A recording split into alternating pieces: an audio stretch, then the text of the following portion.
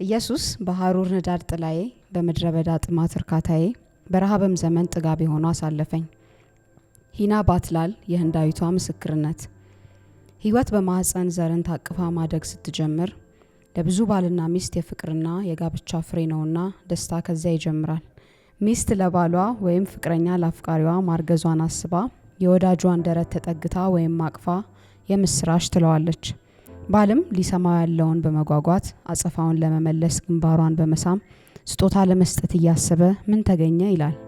ሚስትም አረገዝኩልህ በማለት የደስታዋን ሚስጥር ስትነግረው እየዘለለ አቅፎ መደሰቱን ይገልጻል። ይህ መቼም ከጥቂቶቹ በስተቀር በዓለም ዙሪያ ያሉት ፍቅረኞች ሁሉ ያደርጉታል ብዬ አምናለሁ። እኔ ተወልጄ ያደግኩበት ሀገር ግን እንዲህ አይደለም። ስሜ ሂና ይባላል። ትውልዴ ህንዳዊት ሲሆን ያደግኩት ገጠርማ ቦታ ነው። ባለሁበት አካባቢ የባህል ተጽዕኖ በፈጠረብን የኋላ ቀር አስተሳሰብ ሁለት ወንድና ሴት ተፈቃቅደው ከተጋቡ በኋላ እርግዝና እስከተጀመረ ድረስ በሰላም በደስታ ይኖራሉ። የተፈጥሮ ጉዳይ ሆኖ እርግዝና ሲጀመር ግን የነበረው ደስታ በመጠኑ መደብዘዝ ይጀምራል። ጥርጥር፣ ፍርሃት አስከትሎ ይመጣል። በእኛ አካባቢ ከኑሯችን የተነሳ አቅማችን እንደ ልባችን እንድንሆን አልፈቀደልንም። ኑሮ ከባድና አሰልቺ ነው። ጋብቻ ሲታሰብ የጥሎሽ ጉዳይ ያስደነግጣል። በባህላችን ሴት ልጅ ስታገባ ጥሎሽ ለወንድ ቤተሰብና ለባል የምትሰጥ ሴቷ ወይም የሴቷ ቤተሰብ በመሆኑ ማንም ቤተሰብ ልጃቸው ለአቅመ ሔዋን ብትደርስም ጋብቻን አይፈቅዱም። የሴት ልጅ ውበት፣ ቁመናና ትምህርት በእኛ አካባቢ ዋጋ የለውም። እናት 9 ወር ሙሉ በሆዷ ተሸክማ ያረገዘቻትን ልጅ ለመውለድ ስታጣጥር እልል ብሎ ደስታ ሆኖ ይነገራል። በኔ ምድር ደግሞ እንኳን በሰላም ተገላገልሽ የሚባለው የወለደቻትን ሕፃን ምን እንደሆነ ከታየ በኋላ ነው። ባልም ጠጋ ብሎ ምን ወለድሽ ብሎ ይጠይቃል። ፊቱን ቅርጭም በማድረግ ሚስትም ወንድ ከወለደች ፈገግ ብላ ባሌን አስመስዬ ነዋ የወለድኩት ትላለች። ሴት ከሆነች ግን ፊቷ በእንባ ይታጠባል። ጥያቄው ያልተመለሰለት ባል በጨርቅ የተጠቀለለችውን ሕፃን ማንነት ገለጥ አድርጎ በማየት ሴት ከሆነች አንገቷን ጸጥ አድርጎ ይገድልና በያዘው እጁ አንጠልጥሎ በሜዳ ወስዶ ይቀብራል። እንግዲህ እኔ ተወልጄ ወደዚህች ዓለም የመጣሁት ከእንደዚህ አይነቱ ህብረተሰብ መሃል ነበር። ሴት ከማትፈልገው ቤተሰብ እናቴ ስታጫውተኝ ቤተሰቧ ከእናቴ በስተቀር ሌላ ልጅ እንዳልነበራቸውና የተወለዱት ሁሉ በየጊዜው ይሞቱባቸው እንደነበር ትነግረኝ ነበር። ስለዚህ አያቴ እናቴ እኔን ስትወልድ አባቴ እንዳይገድለኝ አስባ ምትኬን አገኘው ብላ በማሰብ ወዲያውኑ ከእናቴ ተነጥቃ እንደሰማሁት ወስዳ ነበር ራሷ ያሳደገችኝ። የአያቴ ቤተሰብ ያን ያህል የተደላደለ ኑሮና ሕፃን የማሳደግ አቅም ባይኖራቸውም እንኳ ለመኖሬ ምክንያት ግን ሆነውኛል። ደሜን እንኳ የታጠብኩት በአያቴ ቤት ነበር አባቴ ሳይመጣ ተብሎ። አንዳንዴ ያሳለፍኩትን ውጣ ውረድ ሳስብ ምርር ብያለቅስና ምን ነው ያኔ ሞቼ በሆንኩኝ እላለሁ። ይሁን እንጂ እግዚአብሔር በህይወቴ ላለፈው ያለውን የተወሰነብኝን ሁሉ ይፈጽማል። የተፈጥሮ ግዴታ ሆነና አድጌ አፈር ፈጭቼ ውሃ ተራጭቼ በአካባቢዬ ከነበሩት የመንደር ልጆች አደግኩ። በዚያ የነበረው የገጠር ትምህርት ቤት በአንድ ዛፍ ጥላ ስር ሆነን ፊደል ቆጠርን። እንዲህና እንዲህ ሆኖ በኑሮ በምንመሳሰለው የአካባቢ ሰው በእድሜ በ15 ዓመት ከሚበልጠኝ ሰው ጋር የጋብቻ ጥሎሽ ላለጠየቅ ከቤተሰብ ጋር ተስማምቶ በዚያን ሰሞን ጋብቻችንን ከቤቴ ወጥቼ ወደ ቤቱ በመግባት ጋብቻን ፈጸምን። በአመታችን አንድ ልጅ ወለድን። እሱ ከተማ እየሄደ ሰርቶ በመምጣት እኔ ደግሞ በወር 5 ብር እየተከፈለኝ የበግረኛ ሆኜ ተቀጥሬ መኖር ጀመርን። ህይወት ከባድ ሆነችብኝ። በማለዳ ተነስቼ እንቅልፉን ያልጠገበ ሕፃን ልጅ አዝዬ ወደ ስራ ሄዳለሁ። በዚህ ሁኔታ ስሰራ አሰሬ መልኬን፣ ሴትነቴን ይልቁንም በቅጡ የማለብሰውን የተቀደደውን የሰውነቴን ገላ ጭኔን እግሬን ሲያይ ይፈተንና ያስቸግረኝ ነበር። አንድ ቀን ከኔ የተሻለ የሞላው ብዙ ያልተቀደደ የሴት ቀሚስ አምጥቶ ያዘነ በመምሰል ሰጠኝ። እኔም ብዙ አመስግኜ ተቀበልኩት። እሱ ግን አይዞሽ አትፍሪ፣ ጥሩ ልብስ ነው ከለበስሽው እኮ ይሻላል፣ ሌላ እስከምገዛልሽ ብዬ ነውና አሁኑኑ ልበሽው አለኝ። እኔም ሊመጣብኝ ያለውን ሳላውቅ እሺ ብዬ በለበስኩት ልብስ ላይ ደርቤ ለበስኩት። እሱ ግን አይደለም እንደሱ አይደለም፣ አይዞሽ እኔ ያላይሽም ዞራለሁ ብሎ ሲነግረኝ ውለታውን አይቼ እንዳላስቀይመው አስቤ በመፍራት ታዘዝኩት። በኋላ እለብሳለሁ ብዬ ብከራከረው ከስራ ያባረረኝና 5 ብሬን አጣለሁ ብዬ ፈርቼ ልብሴን አወለኩትና የሰጠኝን ልብስ ለመልበስ አንገቴን ሳጠልቅ ዘሎ በመምጣት ላይ ተከመረብኝ። ፊቴን በልብሴ ሸፍኖ አፌን በእጁ አፍኖ ሊገናኘኝ ሲጀምር ከየት መጣ ሳልለው ባለቤቴ ከኋላችን በመምጣት በያዘው በትር ሲመታው የሰውየው ሕይወት አለፈ። ባለቤቴም ከወደኩበት ካነሳኝ በኋላ ራቁቴንና የለበስኩትን ልብስ አጠገቤ በመሬት ላይ ሆኖ ስላየ ሌላ አዲስ ልብስ በእጄ መያዜ ደግሞም አፌን በእጁ ሲያፍነኝ አለመጮሄ በእነዚህ 3 ማስረጃ ብሎ በያዘው ሁኔታ እኔ ከአሰሬ ጋር ወድጄና ፈቅጄ እንደፈጸምኩት በመቁጠር በጥፊ ደጋግሞ በመምታት ራቁቴን በመሬት ላይ የጎተተ ከደበደበኝ በኋላ 2ቱን ልብሶቼን ወስዶ ቀድዳቸውና ጥሎኝ ሄደ። የሆነውን ሁሉ ላስረዳው ብዬ በማሰብ በብዙ ለቅሶ በብዙ እንባ ብገልጽለት ባዶ ገላዬን እያየ ለሴት የማይገባውን ክፉ ቃል እየተናገረ በእግሩ ረግጦ ከጣለኝ በኋላ እኔንና ልጄን ጥሎን ሄደ። ሕፃን ልጄን ከወደቀበት አንስቼ የደረቀውን ጡቴን በአፉ እያደረኩ ረዥሙን ጸጉሩን እያሻሸው ረዥም ሰዓታት ተቀመጥኩ። ሰዓቱ እየመሸ በዚያ ባለሁበት አካባቢ ሰው የሚያልፍ ባለመኖሩ ለብቻዬ ጭብጥ ኩርምት ብዬ የተደበደብኩትን ሰውነቴን እያሻሸው ልጄንም እያባበልኩ ተቀመጥኩ። በመጨረሻ በጎቹን ሰብስቤ አንድ ቦታ ካስቆምኳቸው በኋላ በድንግዝግዝ ልጄን ይዤ በጎቹንና የአሰሬን ሬሳ በዚያ ትቼ ጉዞዬን ወደ ቤቴ ቀጠልኩ። በመንገድ ስሄድ ውሃ ሊቀዱ የወጡ 4 ሴቶችን አግኝቼ ሌቦች ልብሴን እንደዘረፉኝ ነግሬያቸው ድሬያቸውን ሰጥተውኝ ቤቴ ገባው። ቤቴ ስገባ ባለቤቴ ኩርምት ብሎ ጭብጥ ብሎ በዛች ትንሿ ቤታችን ተቀምጦ አየሁት። እኔም እያለቀስኩ የፈለገ ያድርገኝ ብዬ አሁንም ላስረዳው ስሞክር ተንደርድሮ በመምጣት በሩን ዘጋብኝ። እኔም ልጄን የሚበላውን የሩዝ ቂጣ እንዲሰጠውና እኔ ግን የፈጠረኝ አምላክ ብቻ እንደሚያውቀኝና አንዳች ነገር እንዳልፈጸምኩ በእንባ ነገርኩት። እሱ ግን ከድህነቴ በስተቀር ላንቺ ምን አጓደልኩብሽ? በወድሽ አይደለም ይናዬ አንቺን ያገባሁት ላንቺና ለትዳራችን ለአንድ ልጃችን ብዬ አይደለም በቀን 20 ኪሎ ሜትር በእግሬ እየተመላለስኩ ምሰራው አለኝ። እኔም የልቡን ሁኔታ አይቼ በሩን በመጠኑ ከፍቼ እግሩ ላይ በመውደቅ ልለምነው ሳስብ ከተቀመጠበት በመነሳት ውጪልኝ አለኝ። እኔም ልንገርህ በዱላ የመታኸው ሰው ሞቷል፣ ስለዚህም ራስህን አድን ብዬ ስነግረው ደንግጦ በቆመበት ፈዞ አይኑን አፍጦ ያየኝ ጀመር። እኔም ካሁን በኋላ አንተም ባሌ ነህ ብዬ አላስብም። በንጽህና በሴትነቴ ለተፈጸመብኝ ነገር ካላመንከኝ ምን አይነት ትዳር ይኖረናል? ስለዚህ ደህና ሁን፣ እኔም እግሬ ወደ መራኝ ልሂድ፣ ለኔም እግዚአብሔር አለኝ ብዬ ልወጣ ሳስብ የለም አትሂጂ፣ አሁን ሁለታችንም የምንድንበትን መንገድ እንፍጠር። ቅድም የተጠየፈውን ገላዬን ዘሎ በማቀፍ ሌላ ልብስ አምጥቶ ሰጠኝ። ከዚያ በኋላ ከዚህ ስፍራ አሁኑኑ ካላመለጥን መፍትሄ እንደሌለው ነግሬው የተጋገረ 5 ቂጣና ይጠቅማል ያልነውን ነገር ጠቅልለን በመያዝ ልንወጣ ስንዘጋጅ ሳለን የቤታችን ጣሪያ ድምጽ አሰማ።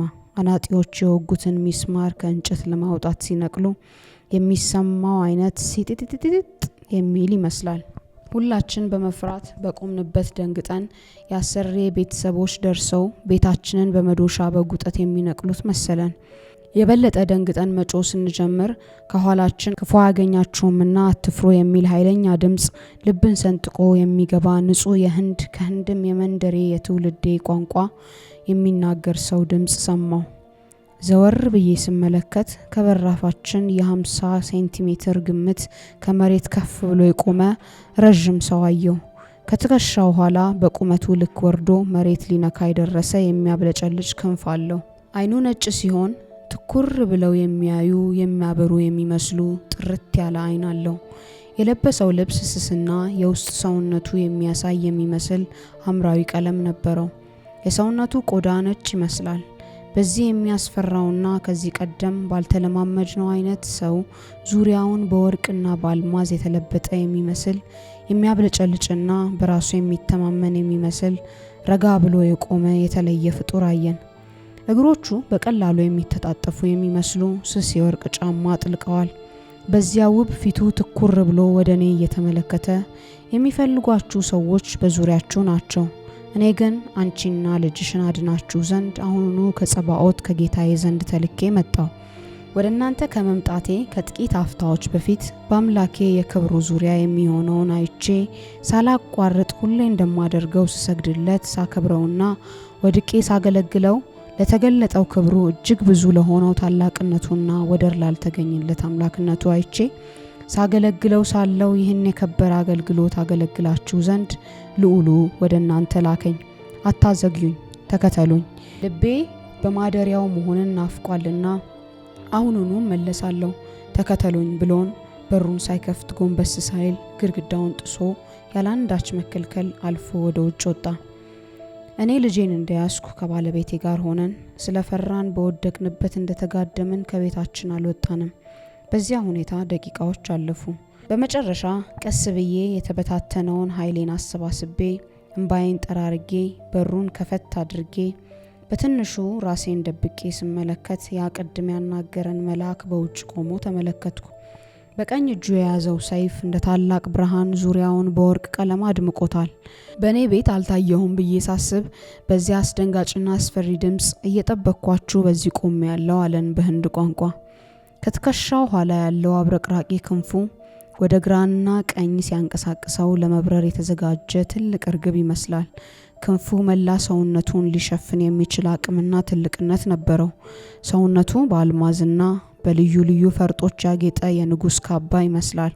እኔም ለባለቤቴ እየጠበቀን እንደሆነ ስነግረው በእጃችን ያዝነውን ይዘን ወይ ሊያድነን አለዚያ ሊያጠፋን እንደሆነ ባልተረዳነው ሁኔታ ቤታችንን ዳግም ላንመለስበት ወደ ኋላችን ትተን ወጣን። አጠገባችን የነበረው መልአክ መራመድ ሲጀምር እሱን ተከትለን በዚያ ጨለማ በእርሱ ብርሃን እየተመራን መሄድ ጀመርን። ይህ በእንዲህ እያለ ምናልባት ከ20 እስከ 30 ደቂቃዎች ያህል ከተጓዝን በኋላ ከኋላችን በሰማነው የብዙዎች ድምጽና የጩኸት ድምጽ ዘወር ብዬ ስመለከት ቤታችን ተቃጥሎ ህዝቡ ሲተረማመስ አይ ነበር። ቤታችንን ያቃጠሉት ያሰሬ ቤተሰቦች መሆናቸውን አልተጠራጠርኩም። እኛ በሚሆነው ስንፈራና ስንደነግጥ አስሬ ወደ ኋላችን እየዞርን ስንመለከት መልአኩ ግን ለአንዴ እንኳን ዞር ሳይል ፊታችን ይሄድ ነበር። በዚህ ሁኔታ እየተጓዝን ስንሄድ ሳለን ከገጠርማው ስፍራ ተነስታ ወደ ካልካታ የሚበር የምሽት አውቶቡስ አግኝተን በዚህ ግቡና ሂዱ በሰላም ሆኖ ብሎን 2-3 እርምጃ ከተራመደ በኋላ ወዴት እንደሄደ ሳናውቅ ተሰወረብን። እኛም ወደ አውቶቡሱ ገብተን ባለቤቴ የነበረችውን 20 ብር ለመክፈል ሲያስብ ትኬት ቆራጩ ተከፍሏል አለን። ባለቤቴም ማን የከፈለው እኛ አልከፈልንም ሲለው ቅድም በዚያ በመንገድ ስንሄድ በመንገዱ ዳር ቆመው እንድንቆም ምልክት አሳዩንና ስንቆምላቸው በመስኮት 50 ብር ሰጥተውኝ መልስ እንድንሰጣቸው ነግረውኛል ብሎ 27 ብር ከ30 ሳንቲም መለሰልን። እየሆነ ባለው እየተገረመን ሽማግሌው ማን ናቸው? የት ያውቁናል? ለምን ከፈሉልን? እያለን በብዙ ጥያቄ ሳለን ባለቤቴ ምናልባት መልአኩን ስንመለከት ሳናያቸው አልፈውናል ማለት ነው ወይም ከሰፈራችን ሰዎች አንዱ ይሆናሉ ብሎኝ ዝም አለ። ከተወሰኑ ሰዓታት የአውቶቡስ ጉዞ በኋላ ካልካታ ከተማ ደርሰን ከወረድን በኋላ ባለቤቴ ወደ አንድ ሻይ ቤት ይዞን ገባና ከአውቶቡስ የተረፈንን 27 ብር በእጅ ሰጠኝ። የምንበላውና የምንጠጣውን አዞልን ከፈለና እመለሳለሁ ብሎ ሄደ። ከዚያ ሰዓት በኋላ ባለቤቴ ወደኛ አልተመለሰም። እኔም ልጄን ታቅፌ እስከ ቀኑ 6 ሰዓት በዚያ ምግብ ቤት ተቀመጥኩ። በኋላ የሆቴሉ ባለቤቶች ወንበሩን ለሌላ ተመጋቢ እንድለቅ በግድ አስወጡኝ። እኔም እያለቀስኩ ያ ከሀገሬ መርቶ ያወጣኝ መልአክ እንዲመራኝና ምን ማድረግ እንዳለብኝ እንዲነግረኝ በብዙ እንባ ተማጸንኩት። እሱ ግን እንደሄደ አልተመለሰም። እኔም የመከራ የሐዘን በማላውቀው ሀገር በሰፊው ከተማ ካልካታ የመከራ እንጀራና ኑሮ ለመጀመር የህይወቴን ምዕራፍ አሃዱ ብዬ ጀመርኩበት። በዚያ ሁኔታ ላይ ሆኜ ቀን የበላሁትን ምግብ እንደበላው ዋልኩኝ። ቀኑም መሸ። ሰው ሁሉ ወደየቤቱ ሲሮጥ ወደየማረፊያው መግቢያ ቤቱን ጎጆውን ለመድረስ ውር ውር ይላል። አዕዋፋትም እንስሳትም በጎችና ፍየሎችም ከየዋሉበት ወደየቤታቸው ጎናቸውን ወደሚያሳርፉበት ቤት ለመሄድ እግራቸውን አንቀሳቀሱ። ምስኪኗ ሂና ግን ወዴት ትሂድ? በዚያ ጊዜ ነበረ ቢቸግረኝ ከኔ ይልቅ ያቺ ፍየል ወይም ያ ውሻ ይሻላል ያልኩት። እነሱስ የሚሄዱበትን ያውቃሉ? እኔ ግን ጎኔን ማሳረፍበት ቂጥ የሚቀመጥበት ስፍራ የለኝም ብዬ ምርር ብዬ አለቀስኩ። ከዚያ ሁሉ በኋላም በለቅሶዬ ብዛት ራሴ ፈንድቶ ሊፈርስ መሰለኝ። ወገቤ ተበጠሰ፣ አንጀቴ ከጀርባዬ ጋር ተጣብቆ አማራጭ ባጣ በዚያ አውቶቡስ ማረፊያ አካባቢ አንዲት የህዝብ ሽንት ቤት አጠገብ ኩርምት ብዬ ተቀመጥኩ። ልጄም ሮቦት ደክሞት ስለነበር ብዙም ሳይቆይ እንቅልፍ ወሰደው። ከላዩ ላይ የማለብሰው የምደርብለት ልብስ ስላልነበረኝ ልብሴን ገልቤ በውስጤ ካስገባሁት በኋላ ሆዴ ላይ እንዲሞቀው ብዬ አስተኛሁት። እኔ ደግሞ በቆሻሻው አፈር ላይ በጀርባዬ ተንጋልዬ ተኛሁ። ለሚያየኝ ሰው ልጇ ከብርድ ልትከላከል በውስጧ ያስተኛች ሳትሆን የደረሰች እርጉዝ ነፍሰ ጡር መስል ነበር። ዱርዬዎች መጥተው ሲያዩኝ ሁኔታዬን ያዩና ለምን ሆስፒታል አትሄድም? በዚህ ከወለደች እኮ ልትሞት ትችላለች ብለው ሲናገሩ ሰማቸው ነበር። በዚህ ሁኔታ በየቦታው ስፍራ እየቀያየርኩ ልጄን ከልብሴ ስር ደብቄ ያሳድረው ነበር። ብቻዬን 4 ዓመታት ከልጄ ሻንድራ ጋር የመከራ እንጀራ የሰቁቃን ውሃ ስንጠጣ አሳልፈን ዛሬ ልጄ የ4 ዓመት ልጅ ሆኗል። አንድ ቀን ከሰዓት በኋላ በተከራየኋት ከኩሽና በማትሻለው በጥቀርሻና በበራችን ፊት ለፊት የሚያልፈው ቆሻሻ ውሃና ከሚፈሰው ውሃ የሚወጣው የቀረና ሽታ እያየው እስከ መቼ በዚህ ሁኔታ እቀጥላለሁ? እኔስ አንዴ ለመከራ ተፈጥሬያለሁ። ይሄ ምንም ያላወቀው ሕፃን እንደ እንስሳ ያታለልኩ ጸጉሩን እያሻሸው ምግብ ሳይበላ በረሃብ ስለምን ይሞታል ወይስ ለምን ይቀጣል? ስለዚህ አንድ ነገር ማድረግ አለብኝ ብዬ ወሰንኩ። ከዚህ በፊት ግን አንድ ቀን ያደረኩትን ልንገራችሁ። የምንበላውን ምግብ አጥቼ እንደተለመደው አቅፌው ሳለሁ ኃይለኛ ዝናብ ዘንቦ አካባቢያችንን በረዶ ሞልቶ ነበር። ግራ ቢገባኝ በውጭ ካለው በረዶ በሳህን አምጥቼ ልጄን እንዲበላ ነገርኩት። አየህ ድሮኛ በሀገራችን ያንተን ያህል እድሜ ሳለን በረዶ ስንበላ ስንሻማ ውለን ጥግብ ብለን ተኛን። እስኪ ቅመሰው ጣዕሙ ልዩ እኮ ነው ብዬ የልጄን አይምሮ ለማታለል ብዬ እኔ ራሴ እየበላው አቤት ደስ ሲል በማለት እንዲበላ ስነግረው ማማ ይሄ እኮ አይበላም፣ ምንም ድሆች ብንሆንም በረዶ እኮ አይበላም አለኝ። እኔ ግን በሆዴ እያለቀስኩ አይደለም ይጣፍጣል፣ እስኪ ብላው ቅመሰው ብዬ ስነግረው ትንሽ ቀምሶ ልተኛ ብሎኝ እጥፍጥፍ ብሎ ተኛ። በዚህ ጊዜ ነበር አንድ ሀሳብ የመጣልኝ። ለምን እስክንሞት እጠብቃለሁ? አሁን ልጄ ከተኛ አይነሳም። ስለዚህ ወጥቼ ከቤቴ ሳልርቅ ራሴን ገላይን ሽጬ ገንዘብ ማግኘት አለብኝ በማለት ባለብዙ አበባ ቀለም ልብሴን ለብሼ ጸጉሬን አበጣጥሬ በትከሻዬ ላይ ካጋደምኩት በኋላ በሬን ወደ ኋላ ዘግቼ ራሴን አሳምኜ እኔ ሴተኛ ዳሪ ሳልሆን ከችግሬ ለመዳን አልፎ አልፎ የምትወጣ ሴት ነኝ ብዬ በመንገድ መቆም ጀመርኩ።